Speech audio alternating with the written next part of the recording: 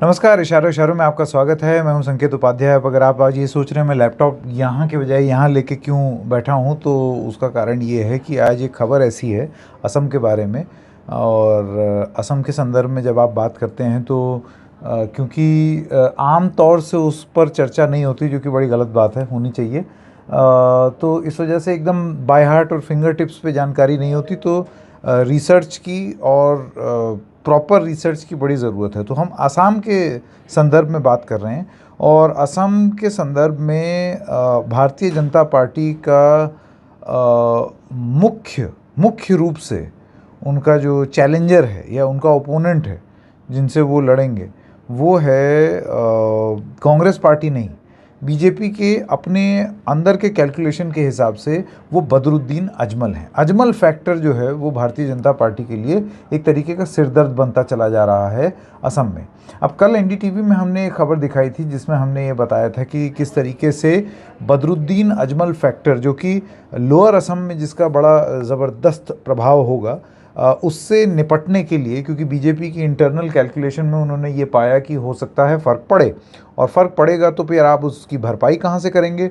तो बीजेपी ये मानती है कि वो भरपाई वो अपर और सेंट्रल असम में कर लेंगे, केंद्रीय असम में। अब अपर और ऊपरी असम और जो सेंट्रल असम है, केंद्र असम, उसमें करीब 126 में से करीब 45 सीटें हैं, जिसमें पिछली बार भारतीय जनता पार्टी और उनके अलायंस पार्टनर असम गण परिषद, जिसको असमिया में बोला जाएगा अहोम गण परिषद, इन दोनों ने मिला करके करीब 45 में से 35 ले आए थे। तो ये बड़ा डिसाइडर माना गया था कि यहाँ पर उन्होंने अच्छी पैठ जमाई। तो वो ये चाह रहे हैं कि ये आंकड़ा किस तरीके से 45 के और करीब आए, ताकि जो लॉस वहाँ होगा उसकी भरपाई इधर हो जाए। ये बीजेपी की कैलकुलेशन है, क्योंकि लोअर असम में उनको ऐसा लगता है कि अजमल फैक्टर बहुत बड़ा होने वाला है।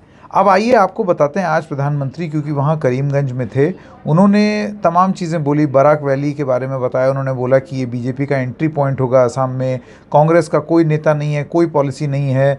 बंगाल में वो लेफ़्ट के साथ जा रहा है, केरल में लेफ़्ट से लड़ रहा है, कंफ्यूज है कांग्रेस पार्टी, स्टेबल सरकार नहीं दे पाएगी, और वो ताला और चाबी के साथ यहाँ पर हैं। लोग जो हैं वो कांग्रेस के लोगों के साथ बहुत लड़े हैं, और वो कभी भी असम को आत्मनिर्भर नहीं बना पाएंगे, ये प्रधानमंत्री ने बोला।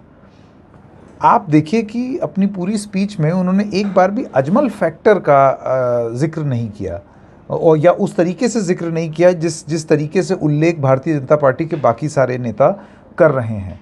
और बार बार बीजेपी ने उनको एनिमी नंबर 1 बताया है कि वो कांग्रेस से ज़्यादा ये अजमल फैक्टर उनकी एनिमी नंबर 1 है। ट्विटर जो हैंडल्स हैं बीजेपी के, और इसीलिए मैं बार बार इन सब जानकारियों के लिए अपना कंप्यूटर देख रहा हूँ, बहुत सारे बीजेपी के ट्विटर हैंडल्स हैं जिससे वीडियोस सामने आए बदरुद्दीन अजमल के, जिसमें वो तथाकथित रूप से ये कह रहे हैं कि आसाम को इस्लामिक स्टेट बना दिया जाए। बाद में उस पर अब जांच चल रही है, जिसमें ये भी बातें सामने आ रही हैं कि कहीं वो वीडियो डॉक्टरेट तो नहीं। अब इलेक्शन कमीशन ने आसाम की जो सीआईडी है उसको ये जांच सौंप दी है, जिसमें बदरुद्दीन अजमल और उनके जो अलायंस पार्टनर्स हैं, उनके जो सहयोगी हैं, वो ये कह रहे हैं कि बीजेपी एक गैर कानूनी सिंडिकेट चला रहा है, और ये सब उसी डर्टी वर्क्स डिपार्टमेंट का हिस्सा है। अब मैं आपको जल्दी से मैथ बता दूं, तो मैंने जो लोअर असम है उसकी मैथ्स तो आपको बता दी। बराक वैली में जो 15 सीटें हैं, 2016 में बीजेपी ने 8 जीती, एआईयूडीएफ ने 5 जीती, कांग्रेस ने 2। 2016 में जो असम का चुनाव हुआ था उसमें, और उसके बाद उन्होंने सरकार बना ली 41% वोट शेयर के साथ।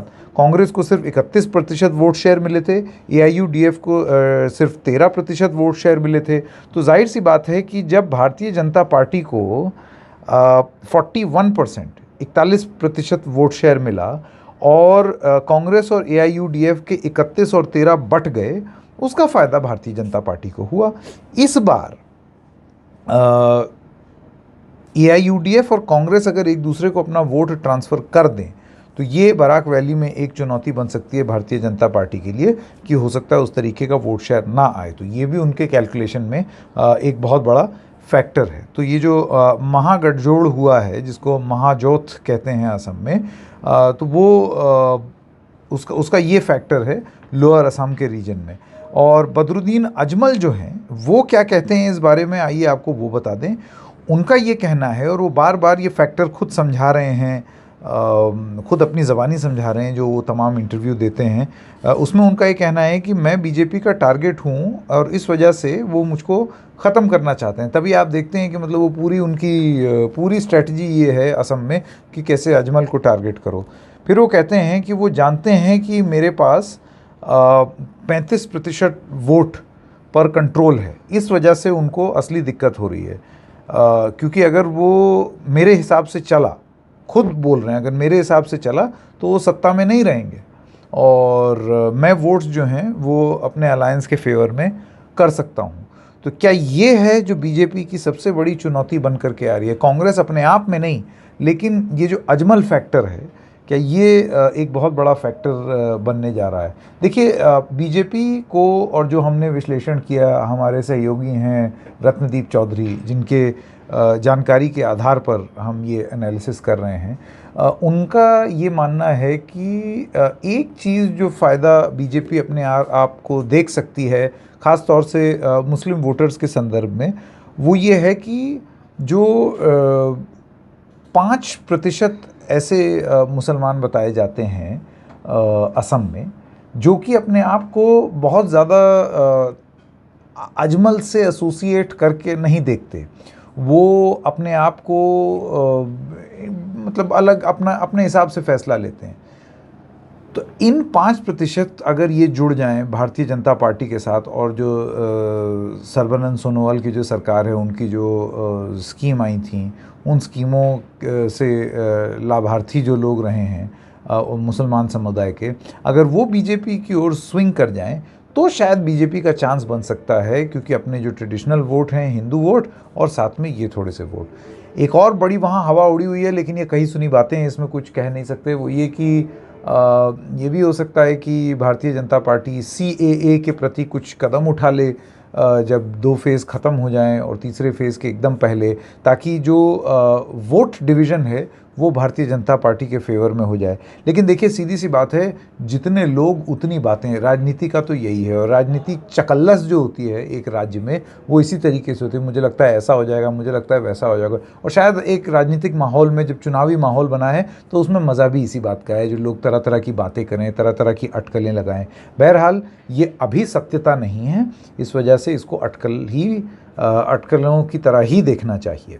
तो ये थी एनालिसिस अजमल फैक्टर के बारे में। आपको क्या लगता है? क्या वो हाइप है, या सही में उसमें दम है, या सिर्फ हवा ही हवा है, जो कि जब चुनाव के नतीजे आएंगे तो साफ पता चल जाएगा, या वो बहुत बड़े प्लेयर बन करके उभरेंगे?